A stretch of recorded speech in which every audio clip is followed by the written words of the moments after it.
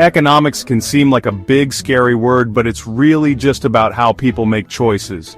We all have limited resources like time and money, and we have to make decisions about how to use them. Economics helps us understand these choices. Think about it this way. Economics is like a giant puzzle, and each piece represents a different part of how we live, work, and interact with each other. It's about understanding how those pieces fit together. From the food we eat to the clothes we wear, economics plays a role. It helps us understand why things cost what they do and how our decisions impact the world around us. Economics is about understanding the choices we make every day. One of the most important concepts in economics is supply and demand. Supply is how much of something there is, and demand is how much people want it. Let's say you love strawberries. If there's a big strawberry harvest, there will be a lot of strawberries available. High supply. If everyone wants to buy those strawberries, the demand will be high too. High demand and high supply usually mean lower prices.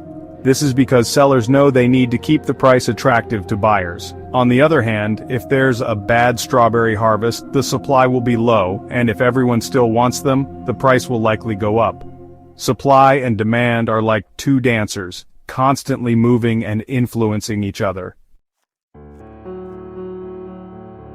When we think of price, we usually think of money. But in economics, the price of something can be more than just dollars and cents. Economists call this opportunity cost. Imagine you have a free afternoon. You could spend it reading a book, going for a walk, or watching a movie. The opportunity cost of watching the movie is the next best thing you could have done with that time.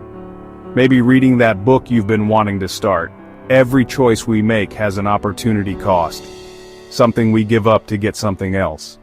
Understanding opportunity cost helps us make better decisions about how we spend our time, money, and energy.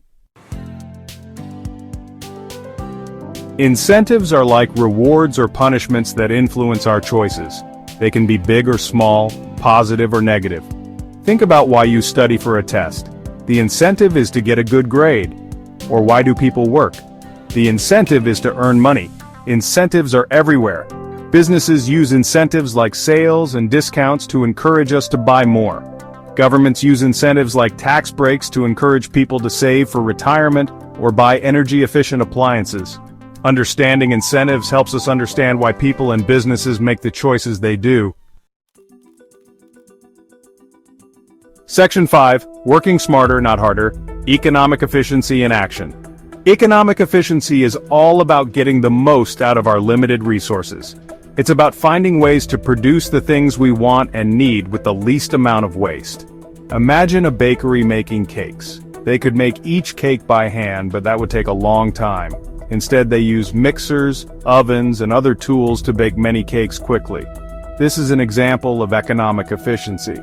By using technology, innovation, and smart strategies, we can produce more goods and services with the same amount of resources.